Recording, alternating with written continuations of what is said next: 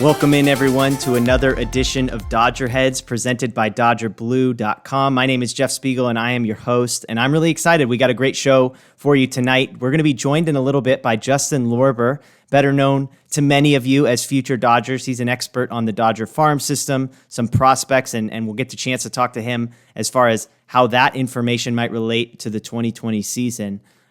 We've got all sorts of stuff with that, mostly centering around this new proposal that just came out this week. And so we'll just dive right into it. The major story in baseball, it seems like every week, is the newest idea. And here is the latest. According to multiple reports, the league is going to make a proposal to the Players Association on Tuesday, which says this: the goal is to have spring training and regular season games in as many home ballparks as possible. So we're not talking about everyone in Arizona. We're not talking about some states as hubs. We're talking about games in Dodger Stadium, Angel Stadium, all of these different places. Obviously, some of these stadiums might be more of a challenge than others based on the states that they are located in.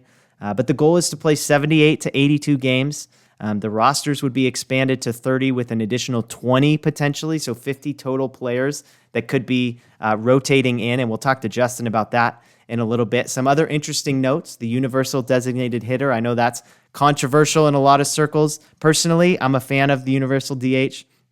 I don't pay my money to watch guys like Rich Hill and Hyun-Jin Ryu swing a baseball bat. I'd much rather have a guy that could hit in that spot, and especially if I'm the Dodgers, where we don't even have enough bats to go around for the guys that they've got. So I think to some degree that's an advantage. But probably the most interesting piece is that it would be geographically based as far as the teams that you would play. So the Dodgers, being an NL West team, would still play all of their division games as well as games against the AL West teams. The Mariners, the Astros, obviously, is the sort of the highlight of that one. The Angels, the Mariners, the A's, the Rangers, etc. So those 10 teams would be grouped together. All of the games would be played against them. And so it brings up a lot of conversations, a lot of interesting dynamics as far as how all this works. Again, as if you've been listening to this show, you know I'm highly skeptical of the idea of playing these games in home ballparks. I know that's the preference amongst players, and so why it might be the most likely. I just don't see how the quarantining happens in a scenario like this, especially if we're talking about 50 players potentially rotating in, plus staff. You got to get all these guys quarantined to some degree. Then you've got to travel. I mean, even with the geographic thing, the Dodgers would have to go as far as Dallas or Seattle. Those aren't short trips. And so I just think there's a lot of challenges here. And yet, I guess the positive thing is that teams are pressing forward. The emphasis and the focus and the commitment to getting these things done is really a good one. And so we'll stay tuned. We'll see. We'll probably have a recap video for you once we get the response from the Players Association. We know they're going to want their money, and they're not going to want to cut corners on that front. So it'll be really fascinating to see. But as always, check out DodgerBlue.com. We'll have all the latest on this. Follow us on social media. You'll get all the information there. But before we go any further, I'd love to bring in Justin, who's going to give us some insight specifically on this idea of the 50-man rosters potentially. Well, let's welcome in Justin Lorber, better known to many as Future Dodgers on Twitter, as well as a contributor occasionally at DodgerBlue.com. Justin, thanks for joining us. And I want to jump in just right on the topic that I was just discussing a moment ago, which is this new proposal for baseball in 2020 potentially. And one of the things that jumps out at me is this idea of an expanded roster to 30 guys with an additional 20 guys on a taxi squad. So as sort of the prospect farm system guy, my first reaction is, hey, this seems like an advantage for the Dodgers. It seems good for them. What's your take? So yes, if you're looking at it relative to other teams, this is absolutely an advantage for the Dodgers. Over the past 2 to 3 years, we know they have built their money's worth of depth. They go 40 deep. Anyone on their 40-man roster can come up and contribute. They've got guys off of their 40-man roster who can contribute in a season. A lot of those guys probably would be on a 40-man or even 26-man roster on a lot of other teams. And so just initially, the guys that helps are guys like Edwin Rios, Dustin May, Tony Gonsolin, Zach McKinstry, guys who might not make an opening day 26-man roster, but under this format, they're going to be needed, they're going to be used, and they're going to get more playing time. And of course, the all-important more service time and inch their way closer to free agency. Yeah, it will be fascinating to see how the service time piece plays into this, because I would imagine the teams are going to want to try and figure out a way, say, if you're on the taxi squad, that maybe there's a reduced amount of service time, whereas the Players Association will obviously be lobbying for, something different. So that'll be something to watch. One thing I'm curious about, like you referred to the 40-man roster. Obviously, we're talking about an additional 10 guys potentially being on a taxi squad who aren't on the 40-man roster. I'm curious, sometimes these guys don't make it to the 40-man roster because the Dodgers don't have to put them there yet. The 40-man roster for the Dodgers is almost like a last resort because they're so deep at the major league level. Are there any guys that would maybe fall in that 41 to 50 range who, if not for the sort of the gymnastics of having to have guys on a 40-man roster, are there guys in the 41 to 50 range who, if it doesn't require being added to the 40-man, might actually be significant contributors this year? Yeah. So first guy that comes to mind is Josiah Gray. Obviously, he's one of the Dodgers' top prospects. He was up to 98 in the spring, Oof. which is a little quicker than we're used to seeing him. So it looks like he bulked up, added like 15, 20 pounds of muscle. He's throwing harder, and the Dodgers absolutely love him. So he's someone who could definitely see innings this year. When you're talking about a constricted season of maybe 78, 80, 82 games, there's less margin for error. There's more variance, and you're going to want to throw out your best guys. And he's not on the 40-man roster right now, but it's my belief that he's one of their best 40 players. I think that a lot of the Dodgers guys believe that as well. Cody Thomas, a spring training star, is another guy who was passed up for the 40-man in the offseason. He was Rule 5 eligible, wasn't selected, thankfully, but he tore it up in spring training. He hasn't seen AAA yet, so might need a little more seasoning, but he's a guy who could be in that 41 to 50 range. And, if some outfielders get hurt, AJ Pollock is, of course, notoriously injury prone. And we could see a guy like that come up and play a role. Yeah. Yeah, it is. Like I said, I mean, many teams, if you're not on the 40-man roster, it's because you have no chance of actually contributing in the big leagues. With the Dodgers, it's basically, we just don't want to have to use a spot on you yet. So a guy like Gray, as you said, I mean, he'd probably be one of the best bullpen arms they had almost immediately, especially if they could do it without having to add him to the major league roster. Are there any other names? I mean, we're talking about 2020 right now. Are there other names maybe of a guy who, even with a 50-man sort of rotating roster, you wouldn't necessarily see as a contributor this year? Are there guys for 2021 that you say, hey, if not this year, then the following year? Yeah. Omar Estevez, who's a middle infielder. He's played some shortstop, played some second base. Profile is a lot better at second base at the major league level. He's got a lot of pull power. We've seen him get a spring training invite the last 2 years. He's a guy who probably isn't ready this year, still hasn't reached AAA, but would have this year in all likelihood had everything gone as planned. And he's a guy who could be ready for 2021. Josiah Gray, if he's not ready this year, he will be ready next year. I'd be very surprised if he wasn't. And Michael Grove is someone who doesn't get talked about a lot. Yeah. He was the Dodgers' second round pick in 2018. He was actually their highest signed pick because they didn't sign JT Ginn. And he's had, I wouldn't say trouble, but they brought him along slowly coming back from Tommy John surgery. He had it his sophomore year of college. He didn't pitch at all before the draft, even as a junior in college. And so they have worked him along slowly, really kept the reins on tight, and they kind of loosened it up towards the end of the year. Last year, the stuff was reportedly ticking up in spring training.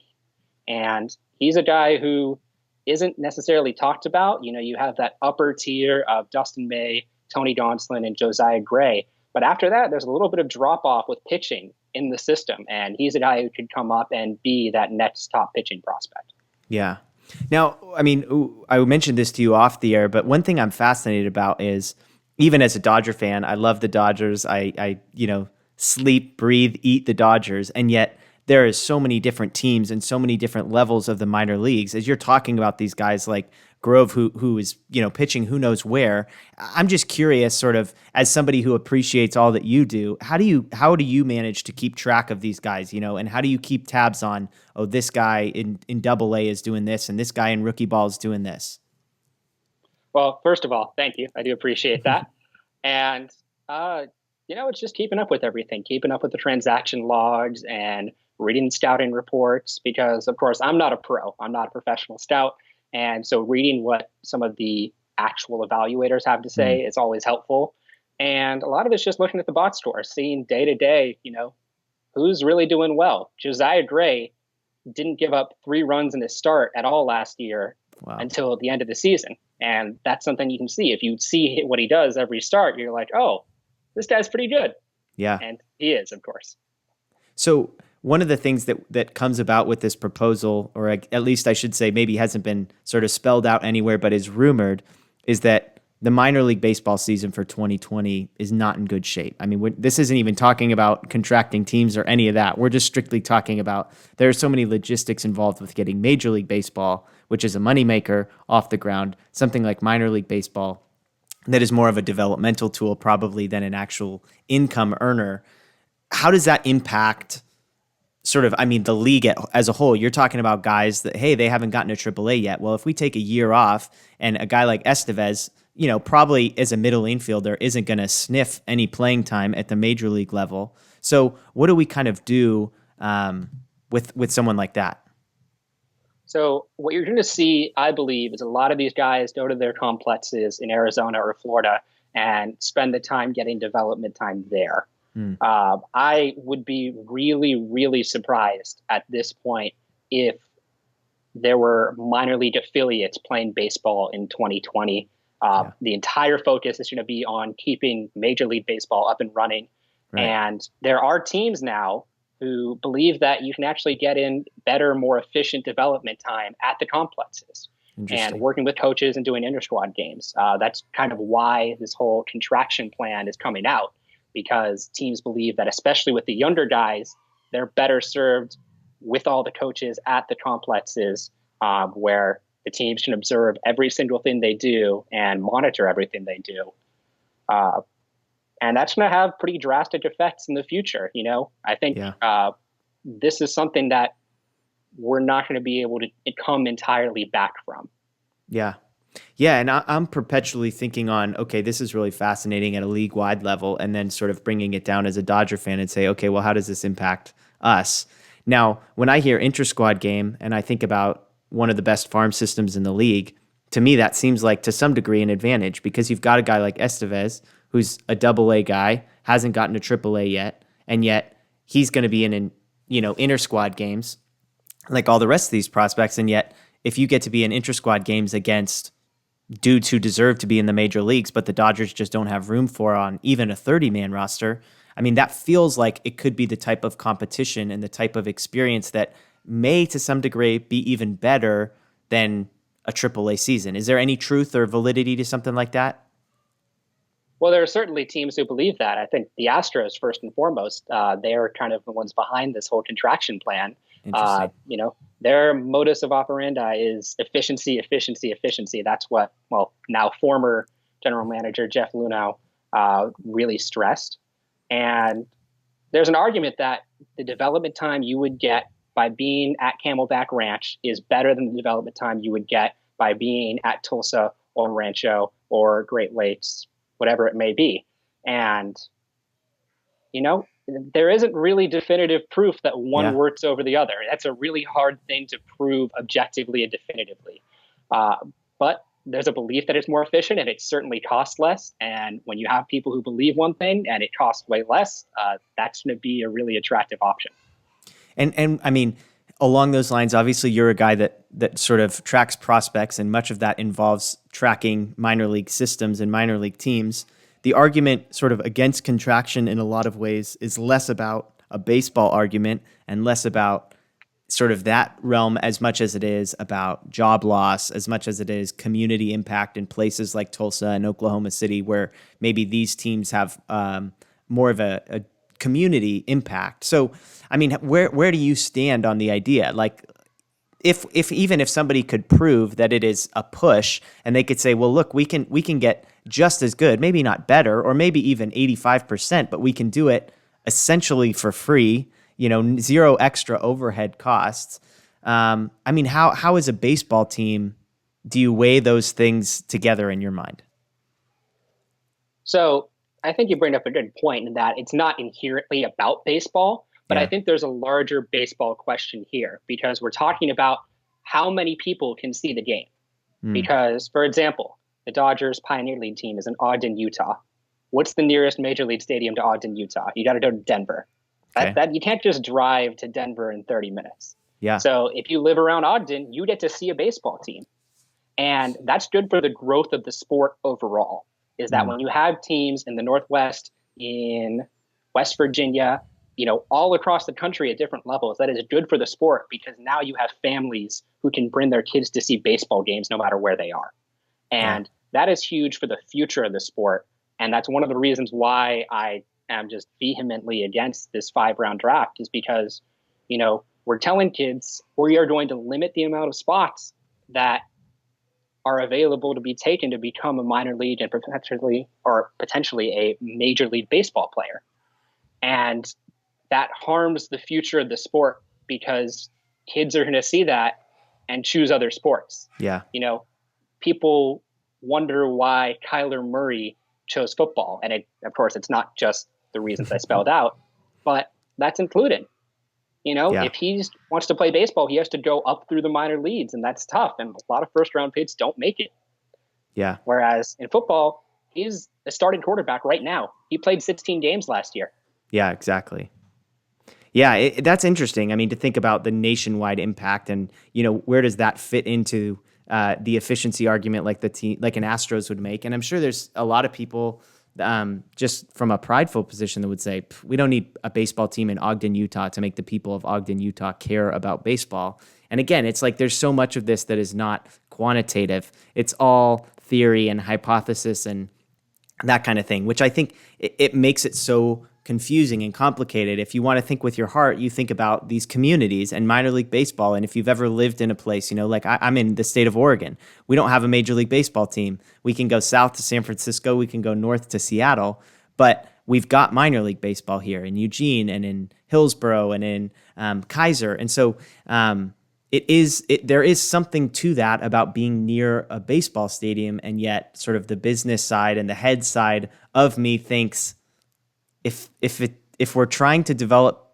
players, like if our ultimate goal is for the Dodgers to win a World Series, and the Dodgers can develop a 19-year-old better in Arizona than they can at a minor league affiliate, I don't know. I don't know what the answer is, but let's shift gears a little bit because you mentioned this. The other big news that broke this week is surrounding the MLB draft. And obviously the baseball draft is peanuts compared to the other drafts of other sports. And yet it is getting, I think, more interesting and more televised and that kind of thing. And then, of course, just as all of that is starting to ramp up, MLB announces that the 2020 draft will actually only be 5 rounds long, which is down from 40 rounds. So from 40 down to 5. And I believe, correct me if I'm wrong, but going forward, it will only be 20 rounds. So it has been permanently cut in half. And then this year, it's actually been cut into 1/8. The other piece this year is that if you are not drafted, the max that you can sign for is $20,000. And a team, again, I think can sign as many of those guys as they want for $20,000. But that's sort of the bones of this whole thing. And so there's so many complicated factors. It impacts guys coming out of high school. It impacts juniors in college. It impacts seniors in college. It obviously impacts the teams. I can guess what your reaction was, but I'm curious to hear you verbalize your reaction to a 5-round Major League Baseball draft. Yeah, so there is only one winner in this 5-round draft, and it's the owners. And if you're looking at this in a long-form view, it's not really the owners because they're harming the growth of the game, and they're telling kids go play other sports because we're reducing the number of people who can get into baseball. And so you weren't entirely correct in that it's been limited to 20 rounds for the foreseeable future. Owners have the right to reduce it to 20 rounds next year, and then following 2021, the collective bargaining agreement expires, so they'll need to form a new one. And if the draft is 20 rounds next year, I would be surprised if it's not 20 rounds for the foreseeable future. So I think you're right there. I think it will be 20 rounds for the foreseeable future. And look, people say, 40 rounds is a lot. The guys going 21 to 40 almost the entire time are not going to make the majors. We understand that. But I can give you 2 examples in just the past 5 years, or 6 years, rather. Caleb Ferguson, 38th round pick. Wow. Now he's a major league pitcher. Kyle Darlick was a 28th round pick in 2015. There are guys, Zach McKinstry was a 33rd round pick in 2016, and now he's killing it in spring training, or at least was. Yeah. And so if you are a good team and you know how to scout like the Dodgers do, you can get value out of those picks. And so I think it is bad for the sport. It's certainly good for the owners. They'll be saving money. And the funny thing is, if you hit on one major leaguer in those rounds, it pays for everyone else in surplus value. If you just get one major leaguer. Yeah, sorry, I didn't mean to cut you off. I was going to say, I mean, the argument I think could be made that it's not even good for the owners, right? The joke that came out on Twitter is that these owners are saving themselves approximately $1 million by not having a 10-round draft. So every organization that is worth literally billions of dollars is saving themselves $1 million. But in saving themselves $1 million, they're also losing the opportunity to draft 5 additional players, which are cost-controlled, way below market value contracts. And so that's the irony, I think, to me, is that you're saving a minuscule amount of money relative to everything else going on. And also, you could argue that it's not even good for them. I mean, if you pull general managers and presidents and stuff, I think it would be unanimous that this is a ridiculous situation. On top of, I think, just as you've pointed out, it's bad PR, it's bad optics. You think of a guy who's a senior in high school, and they're only going to be 5 rounds. And so if you were supposed to be a 6th through 10th round pick, a $20,000 bonus is nothing. And it's a minimal investment from a team as well. But on top of that, because of the rules of baseball, now you've got to go to school for multiple years before you can be draft eligible. I know it's 3 years if you go to a 4-year college out of high school. I believe if you go to junior college, is it that you can become draft eligible in 2 years? Is that right? It's 1 year. So if you go to a junior college, you can be draft eligible immediately. And if you go to a 4-year college, it's 3 years. But if you turn 21 as a sophomore within 45 days of the draft. So, for example, if the draft is on June 10th, I'm pretty sure 45 days after would be July 25th. So if you turn 21 between June 10th and July 25th, you're also draft eligible. You're a draft eligible sophomore. There's a really good class of draft eligible sophomores this year. A couple of them I have pointed out as potential targets. But yeah, this is going to harm a lot of high school players because you're going to see teams, I think, possibly go for safer signs, guys who they think that they can sign. And those are going to be college players. So you're going to see a lot of high school players get to school that wouldn't otherwise get to school because you're not only missing rounds 6 through 10, but you're missing rounds 11 through 40, which is where a lot of high school guys get taken. Jacob Amaya, who's a middle infield prospect for the Dodgers with an 11th round pick. Caleb Ferguson, who I mentioned earlier, with a 38th round pick. So a lot of high school guys are going to end up at college. I think a lot of them will take the junior college route and go back into the draft next year when it's 20 rounds. They'll give themselves that flexibility. And the thing is, there's a lot of really, really good junior colleges, in America that produce high quality, high draft talents every year. San Jacinto in Texas is one of them. They've got 3 pitchers this year who look to potentially go in the first 5 rounds. Wow. And if you want to go to a 4-year, you can spend 1 year at a JUCO and go to a 4-year. That option is open to you. You can spend 2 years and then go to a 4-year. It just gives you that added flexibility. And I think during a time like this, you'll see a lot of kids go that route. Now, I want to circle back in a moment to the impact that this all has on the Dodgers, specifically with this undrafted players for $20,000. We talked about it on our show a little bit last week, and I've got some unique theories on how that might play itself out. But I was really fascinated with one conversation I saw you having with somebody else on Twitter, which was around these competitive balance picks, and specifically the rules around if you draft a player and he does not sign, that you receive a similar pick in the following year's draft.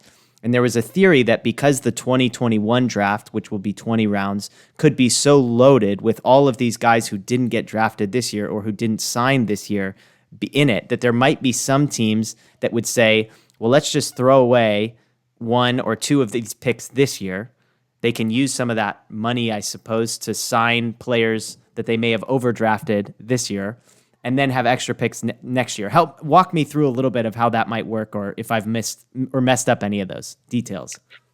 Yeah, so every pick in the draft is assigned a slot value, and that is baseball's recommendation of what that pick is worth, or what a player drafted there should sign for their signing bonus.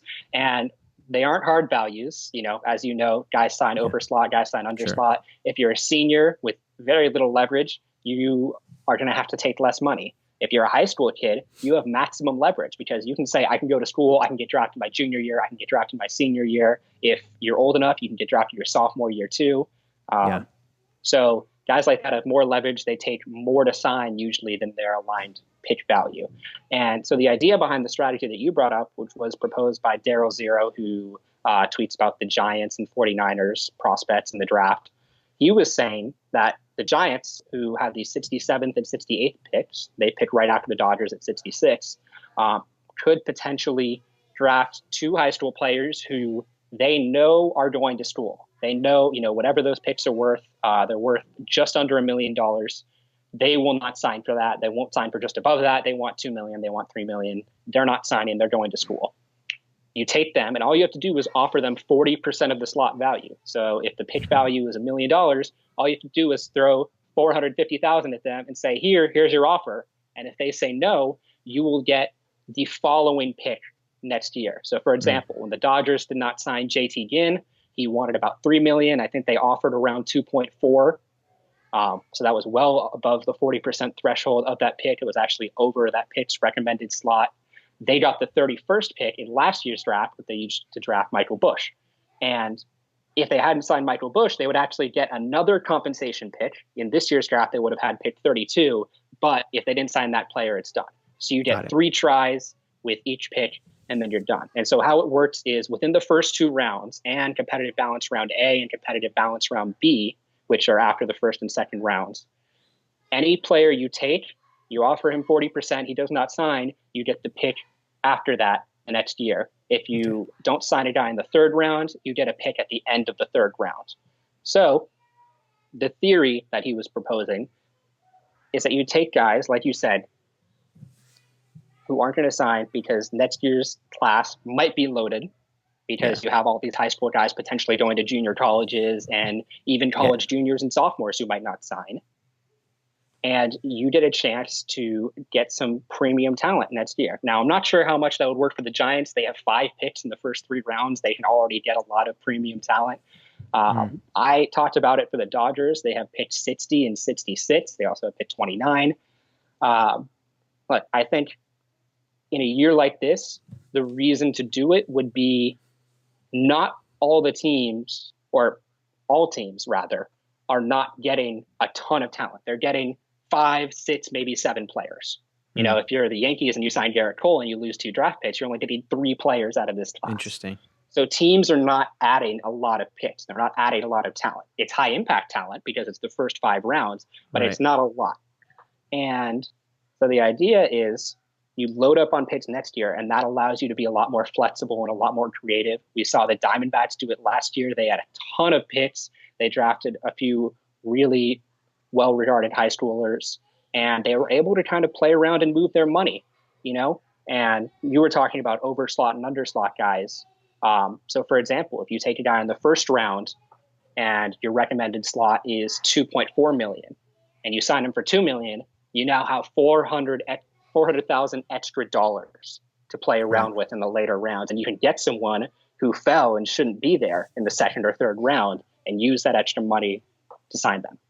Interesting. Yeah, I mean, this whole thing is fascinating. There's so many quirks to the MLB draft that I think is probably part of the reason why it's not maybe a widespread phenomenon quite like these other leagues. But the one thing I wanted to get to before we let you go here is this idea. So 5 rounds worth of draft picks. Anybody who is not drafted and is draft eligible can be signed for a maximum of $20,000. So let me first ask this. A $20,000 bonus is equivalent to what round in the draft are we talking about? These guys are getting paid. I mean, we're talking like the 15th round. Like it's got to be down there a ways, right? No round, actually. No round. The way it works is the first 10 rounds, they all have assigned slot values. Okay. And then that makes up your total bonus pool. And then the 11th to 40th rounds, you can take a player and sign them for up to $125,000. Okay. And then any amount over that counts against your bonus pool. So, like I said in that hypothetical before, if you save $400,000, you can go sign a guy in the 18th round for $525,000, and that's where you can use that $400,000. Now that won't be in play this year because we're not having this many rounds, but $20,000 is typically reserved for seniors, guys with pretty much no negotiating leverage. And even then, this year, because the NCAA awarded everyone an extra year of eligibility, even the seniors have some leverage. They can go back to school and say, hey, I'm going to improve my draft stock, and I can get $100,000 next year. It's not that much in the context of the MLB draft. $100,000 isn't that much, but it's more than $20,000. And we've already seen, at certain schools like Oklahoma, you have a group of seniors who banded together and said, we're all coming back next year. Interesting. And so I think when it comes to the undrafted free agents, the Dodgers are going to have advantages that other teams don't have. Chris Cotillo, who's a Red Sox beat writer for MassLive.com, he recounted a conversation he had with, I believe it was either a scout or a team executive, who thought that the legacy teams, the Yankees, the Red Sox, the Dodgers, the Cubs, they'll have an advantage because they have fans everywhere. The teams in areas where baseball talent is just flush, California, Texas, Florida, Georgia, the Carolinas, teams in those areas are going to have access to more talent because odds are those kids grew up as fans of that team, or they're at least fond of it. Their families live there, around there. And, the idea of getting to the major leagues and playing for that team really entices them. On the other hand, you might see guys say, I want to get to the major leagues as quickly and as easily as possible. In that case, you're not going to sign with the Dodgers. The Dodgers develop guys well, and they're a really deep system. You're going to go sign with the Marlins. You're going to go sign with the Orioles, the Royals, the Rockies, one of these teams that have a wheat farm system and give you a really easy path to the major leagues. And, of course, the Dodgers can counter with, hey, we develop guys really well. We'll give you the best chance to get to the major leagues, and we might even trade you. So there's not a guarantee that you're going to, be stuck behind all these guys because there's always the opportunity of trades. But there are a lot of things that are going to go into it. I don't think we even have an idea of all the considerations and all the factors yet. And it's going to be a limited pool because guys with the talent to do so will go back to school, or, how do I put this? I don't think we'll see a ton of undrafted free agent signings. Guys who may have been pushed out by their school, guys who maybe come from affluent families and can afford to take a $20,000 signing bonus and go play minor league baseball, where the salaries are, of course, far too low. And can pick their team. It's sort of a luxury to say, hey, how much is it worth it to you to be able to pick the organization you go to? Because you might cost yourself at least $100K if you're good enough, and yet that might be worth it to say, well, I want to go to an organization that's going to develop me, to the best, rather than go to a team that, hey, you end up on some garbage organization where your odds of making it to the major leagues are 20% what they are elsewhere. That's a fascinating conversation. Yeah, so I think guys from affluent areas, guys who come from upper income families, they're going to have the advantage because they can afford to say, oh yeah, I love the Dodgers. I'll take $20K and I'll go play for the Dodgers, and I'll come in a draft class that is small, and I will get the extra attention. Right. So there's a lot of different angles you can look at this from. I try not to put myself in a player's shoes, especially right now. I can't imagine if I were a college senior and I had my senior season wiped out, how terrible that would be, and the desire to come back and finish what you started at that university, if it's financially and logistically feasible for you, I'm sure would be strong. But at the same time, I think it is interesting what we're going to see. I think we're going to hear a lot of interesting stories of how guys decided to sign for where they did. And in case I haven't already said it, the $20,000 cap is ridiculous. They can afford to pay much more than that. And it is, like I said before, it's really unfortunate how the owners have decided to play this, because the players wanted 10 rounds or more. The front offices wanted 10 rounds or potentially more. And the owners just wouldn't pay up. You brought it up. It's $1 million. And if you hit on one major league guy, or if you trade one for a guy who plays in the major leagues, you can reach that in surplus value. And that's what all these front offices are using right now. They're talking about surplus value in dollars. Yeah. And it's unfortunate as a baseball fan Yeah. that I worry about what this might do to the future of the game and the precedent it sets. Yeah. Now, my crazy theory is if I'm the Orioles, I'm going to these undrafted free agents and saying, we'll put you on our opening day roster. We'll give 5 of you guys. It's like you get $20K as a bonus, but hey, we'll start paying you a major league salary tomorrow and, see if you could get some of the top guys to sign that way. You're the Orioles, so you're going to suck anyways, and you got to play the AL East, and you might as well, hey, we'll put you on the taxi squad, not on the 40-man roster. They could figure something out. So, well, Justin, hey, I appreciate so much you for joining us. Thanks for taking some of your time. I know I'm hoping that we'll get a chance to chat with you again in the weeks leading up to the Major League Baseball draft. Definitely after the Major League draft, you can tell us about all that happened. So check Justin out on Twitter at Future Dodgers. Lots of good stuff there as well. So, Justin, thanks again and have yourself a great night. Yeah, you too. Thanks for having me on, Jeff. All right. Well, thanks to Justin for joining us. I mean, that was really, I told him off the air, I'm fascinated by the stuff that he knows and just the insight that he can offer to Dodger fans like us on minor league players and draft prospects and stuff like that, where it feels enough to know the 40-man roster. He said he's got a document somewhere on his computer with 300 plus players throughout the organization that he knows off the top of his head that he could give you details and scouting reports on. So we really appreciate him coming on. So just a couple more things before we close out. The first is let's get a KBO update. Last week, if you were here, we picked ourselves a KBO team, Korean baseball. Now, I'll say this. If you haven't watched these games yet, first of all, on one level, I don't blame you. They're on all sorts of hours. 10 p.m. is the earliest that they are ever on the West Coast. I believe tonight's game might be a 1:30 a.m. first pitch, but they are available on ESPN after the fact. And here's what I'll say.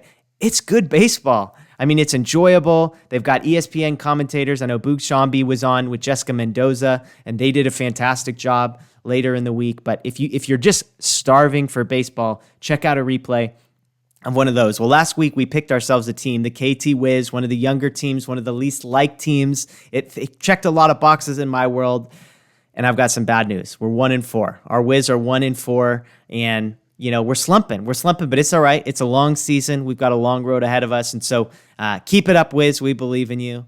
But seriously, check out the KBO. It's been really good stuff. They've had fascinating interviews. Trevor Bauer was interviewed in the middle of a game, and it was his phone number actually got accidentally leaked by ESPN in the process. But his conversation about crafting a slider was one of the more interesting things I've heard of on the baseball front. And so the other thing that I think is really interesting is tonight, it's Monday night here when I'm recording, the Dodgers just finished their Zoom call. If you haven't logged on to one of these, I would seriously encourage you to do so. Go on the Dodger website. You can RSVP, and they send you the information. Tonight they had Walker Buehler, Gavin Lux, Mookie Betts, Matt Beattie, Max Muncy, Justin Turner, Dave Roberts.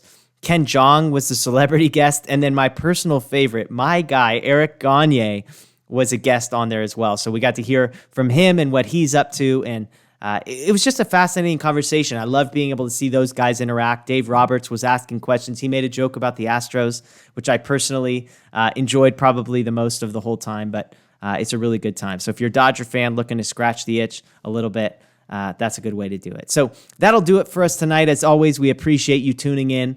For the latest news and updates, as I've said, check out DodgerBlue.com. Right now, there's a great story up about Justin Turner and his wife, who are hosting the Children's Hospital of Los Angeles Walk and Play LA event. So check that out. Obviously, you're probably wondering, how do you do a Walk and Play LA event in quarantine? Check out DodgerBlue.com for all the details on that. As always, on social media, YouTube, Twitter, Instagram, Facebook, DodgerBlue1958. We'd love to have you follow us. And with that, that'll do it for tonight. We'll see you next time.